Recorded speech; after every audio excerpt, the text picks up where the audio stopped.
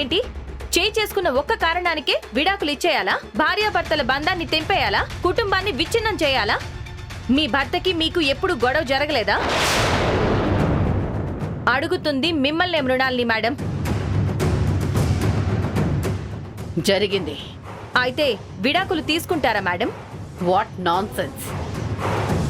భార్యాభర్తలన్నాక గొడవలు కామన్. మరి ఇది కూడా అలానే అనుకోండి మేడం. కానీ ఇక్కడ కేసు కోర్టు దాకా వచ్చింది కదా మేడం. కోర్టు దాకా వచ్చిన కేసులు ఎన్నో వెనక్కి వెళ్లిపోయాయి. ఎంతో మంది కలిసిపోయి హ్యాపీగా ఉన్నారు, ఉంటున్నారు. యువర్ ఆనర్, శైలజ గారు ఏదో ఎమోషన్లోనో ఫ్రస్ట్రేషన్లోనో ఇక్కడి దాకా వచ్చుంటారని నేను అనుకుంటున్నాను. ఇందాక మాట్లాడుతూ కూడా ఆవిడ ఎమోషనల్ గా బర్స్ట్ అయ్యారు. ఒకవైపు మహేష్ గారు విడాకులు తీసుకోవడం తనకి ఇష్టం లేదు అంటున్నారు. కాబట్టి వాళ్ళకి ఆలోచించుకోవడానికి, నిర్ణయం తీసుకోవడానికి కొన్ని రోజులు గడువు ఇవ్వాలని కోరుకుంటున్నాను. యువర్ ఆనర్, ఇప్పటికే The court is adjourned to next month 7.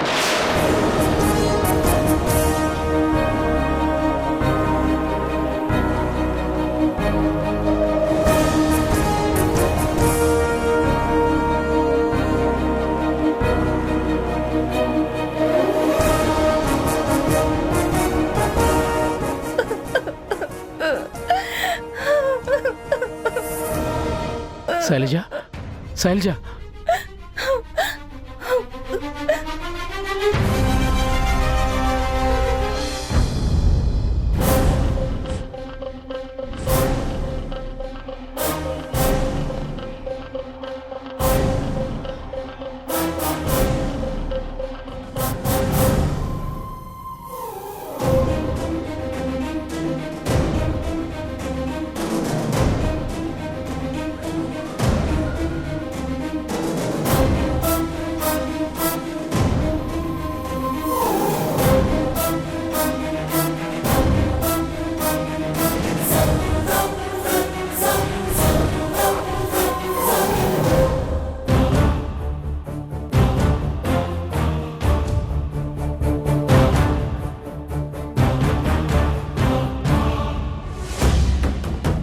ఆ టాంబయ్య ఎక్కడ చచ్చాడ్రా? వాడు లేకపోయేసరికి కాలు చేతులు వణుకుతున్నాయి. టాంబయ్య పెరుల మీద బయటకు వెళ్ళిపోతే మనం ఈ ఖైదీ ఎస్ఐ చేతిలో గతమైపోతాం. అమ్మో, ఈ వెనకాల ఎవరు లేరేంటి?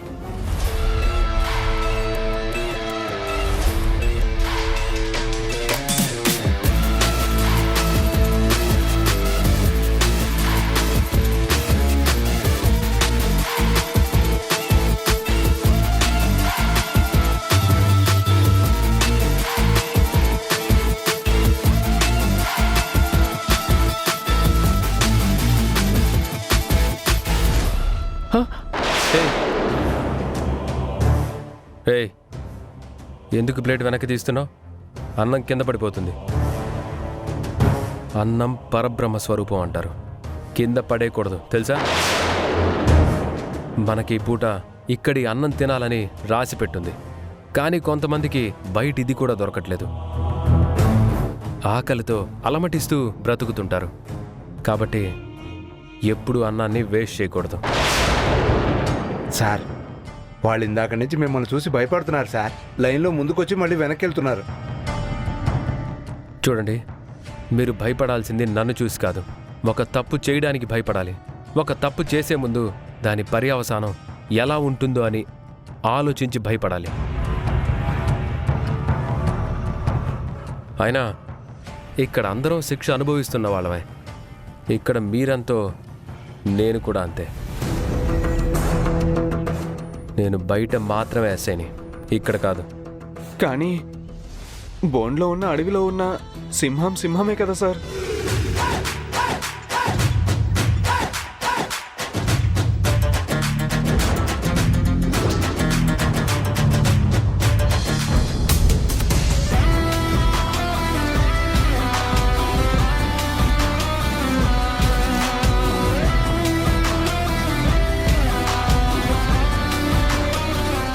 జనాల మీద ఈ సినిమా ప్రభావం ఎలా ఉందో తెలియదు, కానీ ఈ పంచ్ డైలాగుల ప్రభావం మాత్రం చాలా ఎక్కువగా ఉంది కాక.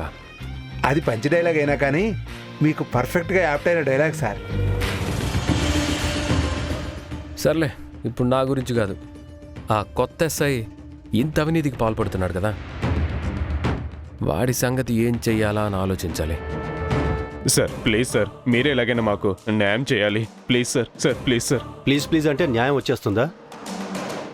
ఈ రోజుల్లో గ్లాస్ నీళ్లు కూడా ఫ్రీగా ఇవ్వరు, అలాంటిది నీకు న్యాయం మాత్రం ఊరికే ఇచ్చేస్తారా? అన్నిటికీ ఒక రేటు ఉంటుందయ్యా. హలో సార్, నేను గవర్నమెంట్ హాస్పిటల్ నుంచి సిస్టమ్ ఇంజనీర్ మాట్లాడుతున్నాను. నువ్వెవరైతే నాకేంటి? వివరాలు ఆపి విషయానికి రా. కంప్లైంట్ ఏంటో చెప్పు. కంప్లైంట్ కాదు సార్. మరి పోలీస్ స్టేషన్కి ఎందుకు ఫోన్ చేశావు? పెట్టే ఫోన్. సార్ ఒక ముఖ్యమైన విషయం చెప్పాలి సార్. ముఖ్యమైన విషయం అంటే డబ్బు నీకెంత వస్తుంది, నాకెంత వస్తుంది? అది కాదు సార్. చూడు, నా దృష్టిలో ముఖ్యమైన విషయం అంటే అది డబ్బు గురించి అయితేనే. డబ్బు గురించి తప్ప మిగతా ఎంత పెద్ద విషయమైనా నాకు చిన్నదిగానే కనిపిస్తుంది. సార్, ఇది చాలా ఇంపార్టెంట్ విషయం సార్. మీ కానిస్టేబుల్స్ ఇద్దరు మా హాస్పిటల్కి వచ్చారు. వచ్చి కొన్ని డేట్స్ చూపించి ఆ డేట్స్లో సీసీ ఫుటేజ్ కావాలని అడిగారు సార్. మా సూపరింటెండెంట్ గారు చెప్పారని ఆ ఫుటేజ్ మొత్తం పెన్ డ్రైవ్లో వేశాను సార్. సార్ మా కానిస్టేబుల్స్ ఫుటేజ్ కోసం మీ హాస్పిటల్కి వచ్చారా? అవును సార్, మీ కానిస్టేబుల్సే. ఎవరు వాళ్ళు? వాళ్ళ పేరేమని చెప్పారా? పేరు ఏదో చెప్పారు సార్. పేరు గుర్తు రావట్లేదు సార్. రాము అని ఏదో చెప్పారు సార్. ఏంటి క్విజ్ నన్ను ఆడమంటావా? వచ్చిన వాళ్ళ పేరు గుర్తులేదు కానీ ఈ స్టేషన్ అని గుర్తుందంట. లెటరా ఫోను. సార్ ప్రతి ఒక్క వెధవకి పోలీస్ స్టేషన్కి ఫోన్ చేసి ఆడుకోవడం బాగా అలవాటైపోయింది. అందరినీ లోపలేసి ఉతికితే అప్పుడు కానీ బుద్ధి రాదు. నువ్వు ఇంకా ఇక్కడే ఉన్నావా? వెళ్ళలేదా నువ్వు? సార్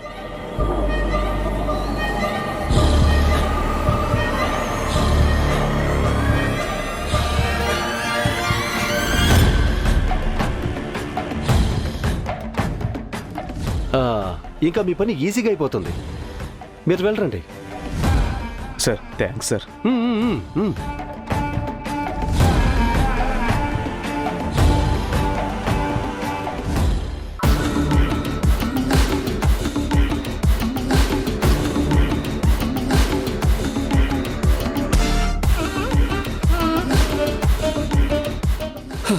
అమ్మయ్యా, గండం గడిచింది రాజుగారు. అవును మాధవ్ గారు.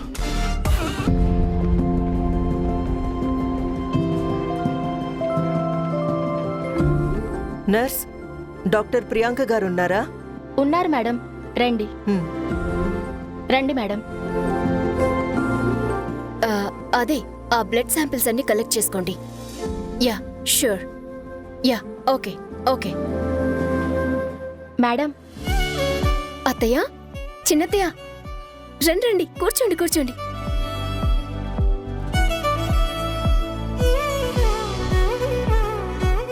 చిన్నత్తయ్య ఎలా ఉన్నారు? బాగున్నాను ప్రియాంక. అత్తయ్య ఏంటి సైలెంట్ గా ఉన్నారు? నా మీదేమైనా కోపమా? అదేం లేదమ్మా. ఎలా ఉన్నావు? ఇదిగో ఇలా ఉన్నాను. లావయ్యానా అత్తయ్య? బాగా. సరే చెప్పండి, ఏంటి ఇలా సడన్ గా వచ్చారు? వచ్చే ముందు కాల్ కూడా చేయలేదు. నీ కష్టం మా పూజలు రెండూ ఫలించాయమ్మా. కన్సీవ్ అయ్యాను. వావ్, అవునా? కంగ్రాచులేషన్స్. Thank you Priyanka. అత్తయ్య ఆ రిపోర్ట్స్ ఇవ్వండి.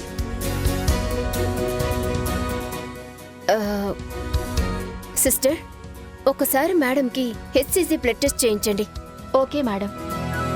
చిన్నత్తయ్య తనతో పాటు వెళ్ళండి. కన్సీవ్ అయ్యి ఎన్ని వీక్స్ అయ్యిందో కూడా తెలుస్తుంది. సరేనమ్మా.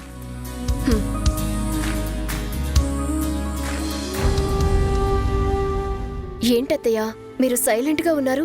ఏంటి సంగతులు? ఏం లేదమ్మా. అవును, స్టడీస్ కోసం నువ్వేదో ఫారెన్ వెళ్తున్నావని మీ అమ్మా నాన్న ఇంటికొచ్చి మరీ చెప్పారు. ఏమైంది?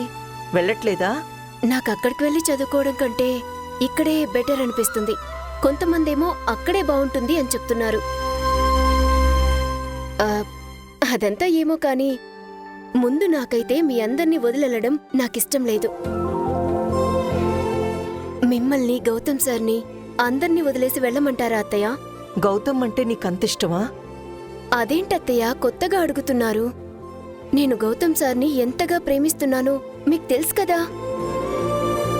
మీరు కూడా ఎన్నోసార్లు మా ప్రేమకి సపోర్టుగా నిలుచున్నారు కదా. అదే నేను చేసిన పొరపాటేమో అనిపిస్తుంది. గౌతమ్ జైలుకెళ్ళి ఇన్ని రోజులవుతుంది కదా, తనను చూడ్డానికి ఒక్కసారైనా వెళ్ళావా? ఆ, లేదత్తయ్య, ఈరోజు వెళ్ళాలనుకుంటున్నాను. అదేంటి అంత ప్రేమున్నదానివి ఇంతవరకు గౌతమ్ని కలవకపోవడమేంటి? ఏంటత్తయ్య నా ప్రేమని శంకిస్తున్నారా? అయ్యో అదేం లేదమ్మా, మనసులో అంత ప్రేమున్నదానివి చూడకుండా ఉండలేవు కదా అంటున్నా. కనీసం ఈ మధ్యకాలంలో మా ఇంటికి కూడా రాలేదు కదా. ఆ, కొంచెం కోర్టు పనుల్లోనూ హాస్పిటల్ పనుల్లోనూ కొంచెం బిజీగా ఉన్నానత్తయ్య. పర్వాలేదులేమ్మా, అర్థం చేసుకుంటాను. కూర్చోండి. Madam, reports.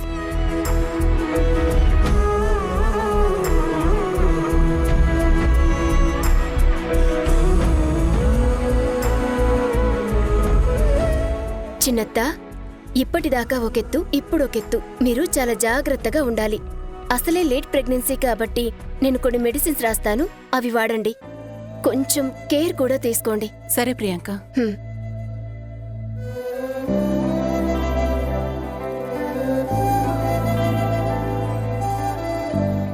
యూటెరస్ బలంగా ఉందా లేదా, ఏమైనా స్టిచెస్ వెయ్యాలా అనేది కూడా చూడాలి. అవును, మీకిప్పుడెలా ఉంది? వామిటింగ్స్ కానీ కడుపులో వికారంగా కానీ ఏమైనా అనిపిస్తుందా? అలా ఏమీ లేదు, అంతా బాగానే ఉంది. సరే, రెస్ట్ బాగా తీసుకోండి. ఎక్కువ స్ట్రెస్ తీసుకోవడం గాని టెన్షన్ పడటం కానీ ఏమీ చేయకండి. చాలా కూల్గా ఉండండి. సరే. మంచి ఫుడ్ తీసుకోండి. బేబీ గ్రోత్ కి కావాల్సిన ఫుడ్ బాగా తీసుకోవాలి. కానీ వెయిట్ మాత్రం ఎక్కువగా పెరగకండి. ఎక్కువ వెయిట్ పెరిగితే కొంతమందికి ప్రెగ్నెన్సీలో ఉన్నప్పుడు జెస్టేషనల్ షుగర్, జెస్టేషనల్ బీపీ వస్తుంటాయి. అందుకని చాలా జాగ్రత్తగా ఉండండి. సరే ప్రియాంక. మరి మేం బయలుదేరుతామమ్మా. అయ్యో, అప్పుడే వెళ్ళిపోవడం ఏంటత్తయ్య?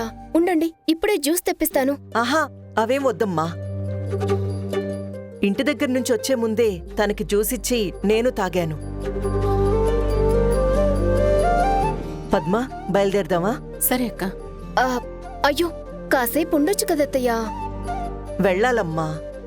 మావయ్యకి లంచ్ రెడీ చెయ్యాలి. ఆయన ఇంట్లో తప్ప బయట తినేవారు కూడా కాదు. సరే అత్తయ్య.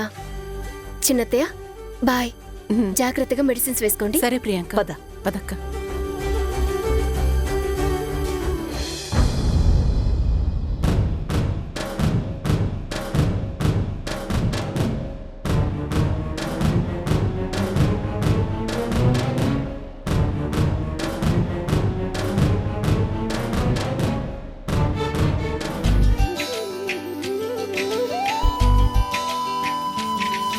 మేడం, బాగున్నారా? రాణి, బాగున్నానమ్మా.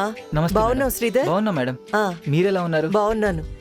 మీరేంటి మేడం హాస్పిటల్కి వచ్చారు? ఏమైంది? పద్మకి చెకప్ చేయించడానికి తీసుకొచ్చాను. నీకు తెలియదు కదూ, తను కన్సీవ్ అయింది. ఓ, చాలా మంచి వార్త చెప్పారు మేడం. ఇప్పుడు ఎలా ఉంది మేడం? బాగానే ఉంది మేడం. డాక్టర్ గారు లేరు, ఇప్పుడే వెళ్ళిపోయారు. అదేంటి? ఇంతకు ముందు ఉన్నారని చెప్పారు కదా మీరే. ఇప్పటిదాకా అందరికీ చూశారు కదా. అదేంటి, మేమిప్పుడే కదా తనతో మాట్లాడి బయటకొచ్చాం, ఇంతలోనే ఎక్కడికెళ్ళిపోయింది? తెలీదు మేడం, ఏదో ఇంపార్టెంట్ కాల్ వచ్చింది, అందుకే అర్జెంటుగా వెళ్ళిపోయారు. అయ్యో, మరిప్పుడు ఎలా? మళ్ళీ ఏ టైంకి వస్తారు? ఇక్కడే వెయిట్ చేయమా వచ్చే వరకు? ఏమో తెలీదండి, ఏ టైంకి వస్తారో. ఆలస్యం అవ్వచ్చు, లేదంటే ఈరోజు అసలు రాకపోవచ్చు. రాణి, సరే పద, మళ్ళీ రేపు వద్దాం. ఎందుకు రాణి, ఏమైనా ఇంపార్టెంటా? ఫోన్ చేసి నేను ఒకసారి అడిగినా ఏ టైంకి వస్తుందో? అయ్యో, పర్లేదు మేడం, నార్మల్ చెకప్పే. లోపల బేబీ కండిషన్ ఏంటో తెలుసుకుందామని వచ్చాము. ఇప్పుడు ఎన్నో month Rani? 4th month madam. జాగ్రత్తమ్మా, ఎక్కువ బరువులవి లేపకు. ఇంటి పని వంట పని నువ్వే చేసుకుంటున్నావా? అవును మేడం. ఈ సమయంలో ఎవరైనా సాయం ఉంటే బావుంటుంది, తోడుగా ఉంటారు కదా. వాళ్ళ తాతయ్య వచ్చాడు మేడం. తాతయ్య కాదు బాబు నేను చెప్పేది, ఎవరైనా ఆడవాళ్ళుంటే బాగుంటుంది అని. ఎందుకంటే అన్ని పనులు తాతయ్య చేయలేరు కదా. ఝాన్సీ అక్క ఉంది కదా మేడం, నాకెలాంటి ఇబ్బంది లేదు, దేని గురించి దిగులు లేదు. నువ్వలా అంటుంటే నాకొకటి గుర్తుకొస్తుందమ్మా. అయ్యో ఏంటో చెప్పండి మేడం. అచ్యుతుడు తానాయే, అన్న తానాయే, బ్రాహ్మణుడు తానాయే, బ్రహ్మ తానాయే అని ఆ శ్రీకృష్ణ పరమాత్ముడు అన్నీ తానై ఆ సుభద్ర చేత వ్రతం చేయించాడంట. చిన్నప్పుడు మా అమ్మమ్మ చెప్పేది. అలా కృష్ణుడి మాదిరిగా అన్నీ నీకు చేసేందుకు ఆ ఝాన్సీ ఉన్నాక ఇంకెవ్వరు అవసరమూ లేదు. నిర్భయంగా ఉండు. అవును మేడం, ఝాన్సీ అక్క నాకు అన్ని. అక్క నాతో ఉంటే నాకు కొండంత అండ. ఇంక నాకెందుకు మేడం దిగులు. సరేనమ్మా, ఇంక మేం వెళ్తాము. మేడం ఒక్క నిమిషం, మీలాంటి మంచి మనసున్న మనిషి దీవిస్తే పుట్టబోయే బిడ్డ క్షేమంగా పుడుతుంది. దీవించండి మేడం. అయ్యో ఆగమ్మా, కడుపులో బిడ్డని పెట్టుకుని అలా చెయ్యొద్దు. నువ్వు నీ బిడ్డ ఆయురారోగ్యాలతో చల్లగా ఉండాలి, సరేనా? వస్తాం శ్రీధర్. Okay madam. పద.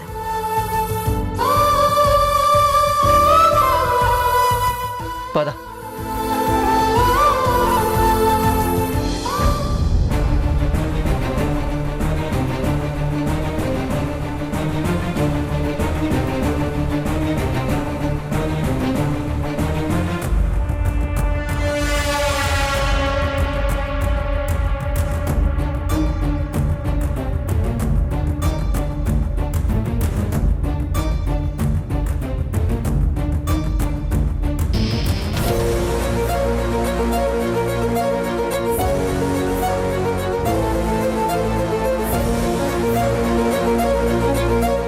రేయ్, ఏంట్రా ఇవన్నీ? ఈ చెత్త ఏంటి?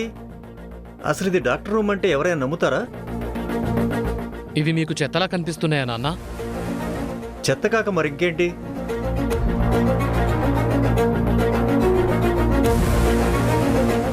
ఏంట్రా ఈ బిల్స్ అన్ని? అకౌంట్లో ఏమైనా తేడా వచ్చిందా? లేదు నాన్న. పోనీ ఆడిటర్ ఏమైనా చూడమన్నాడా? కాదు నాన్న. మరి ఇంకేంట్రా?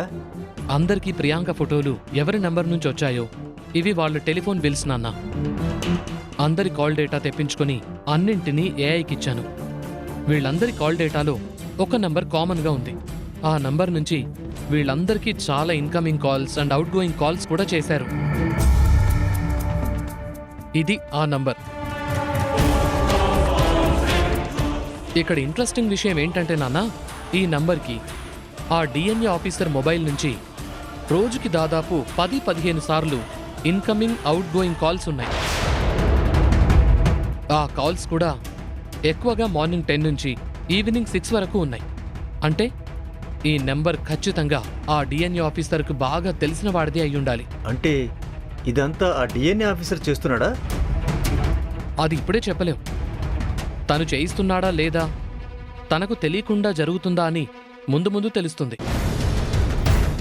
ఇంకా చెప్పాలంటే ఆఫీస్ టైంలో అతని చుట్టుపక్కల ఉండేవాడై ఉండాలి.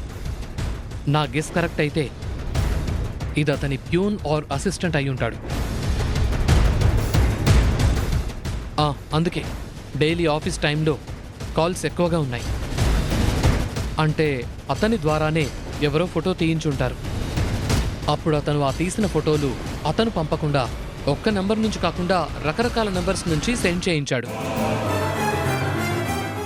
నాకు తెలిసి తన ఫ్రెండ్స్ ద్వారానో, కొలీగ్స్ ద్వారానో, రిలేటివ్స్ ద్వారానో ఇలా పరిచయం ఉన్న అందరి ద్వారా డిస్ట్రిబ్యూట్ చేసి ఈ కేసుకి సంబంధించిన వాళ్ళందరికీ పంపాడు. వావ్, బాగా కనిపెట్టావురా. నిన్ను అనవసరంగా డాక్టర్ని చేశాను. ఐ మీన్ డిటెక్టివ్ని చేసుంటే ఇంకా ఎంతో ఎత్తుకి ఎదిగిపోయేవాడివి. బై ప్రొఫెషన్ నేను డాక్టర్నైనా డిటెక్టివ్గా చేయటం నా ప్యాషన్ నాన్న. ఈ ఫోన్ నెంబర్ ఎవరిదో వీడిని పట్టుకుంటే ఆ ఫోటో ఎవడ పంపించమన్నాడు, ఎందుకు పంపించమన్నాడు అనే విషయం ఈజీగా తెలిసిపోతుందిరా. నాన్న, అటు సైడు గేమ్ ఆడుతున్నవాడు చాలా తెలివైనవాడు. ఎంత తెలివి గలవాడైనా నీకు సగం దొరికిపోయాడుగా, మిగిలిన సగం త్వరలో దొరికిపోతాడని నాకు నమ్మకం కలిగింది. థ్యాంక్స్ నాన్న. ఎంత తెలివైన వాడైనా ఎక్కడో అక్కడ చిన్న పొరపాటు ఏదో ఒకటి చేస్తాడు నాన్న. అదే నేను మిస్ అవుతున్నాను. అది పట్టుకుంటే మీరన్నట్టు త్వరలోనే వాణ్ణి పూర్తిగా పట్టేసుకోవచ్చు. ఓకేరా, టేక్ కేర్. మరీ ఎక్కువగా ఆలోచించుకో. సరే నాన్న. ఆ, ఆ, అవును, ప్రియాంకేది? తనేదో అర్జెంట్ పనుందని బయటకు వెళ్ళింది నాన్న. తను ఒక్కతే వెళ్తుందంటే మళ్ళీ ఏం చేస్తుందో, మళ్ళీ ఏ సమస్య నెత్తికెత్తుకుంటుందో అని భయంగా ఉందిరా. డోంట్ వరీ నాన్న, తనిప్పుడు అలా ఫ్రీగా తిరగడమే మనకు కావాలి. ఎందుకంటే తన మూమెంట్స్ని అబ్జర్వ్ చేసేవాడు తను ఎక్కడికి వెళ్తే అక్కడికే వెళ్తాడు. ఏదో ఒక సందర్భంలో వాడు మనకు దొరికిపోతాడు. మీరేం టెన్షన్ తీసుకోకండి, నేను చూసుకుంటాను. సరేరా. నాన్న ఒక నిమిషం. మనం మొత్తం 12 మందికి ఫోన్ బిల్స్ పే చేస్తున్నామంట కదా? ఐ మీన్ ఆఫీస్ స్టాఫ్కి. కానీ ఇక్కడ నాకు 11 మందే వస్తున్నారు. ఇంకొకరెవరో మిస్సింగ్. ఆ మిస్ అయిన పర్సన్ ఎవరో నాకైతే ఏం అర్థం కావట్లేదు. మీకేమన్నా ఐడియా ఉందా?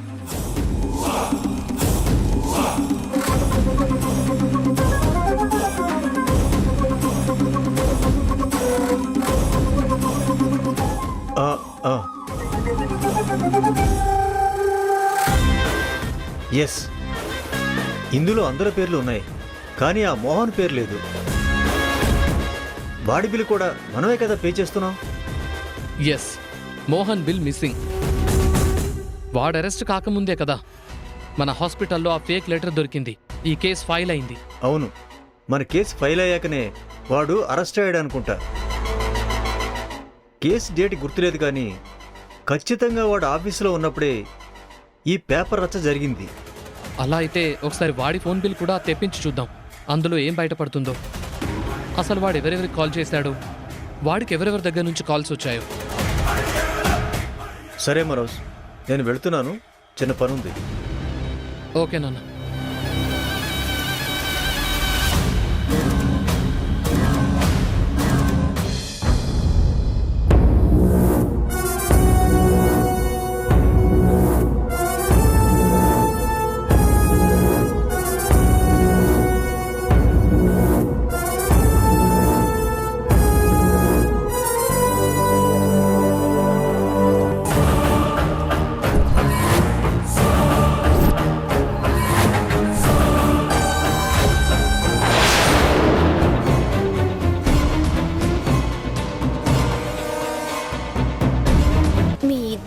ఎక్కడో చూసినట్టుంది.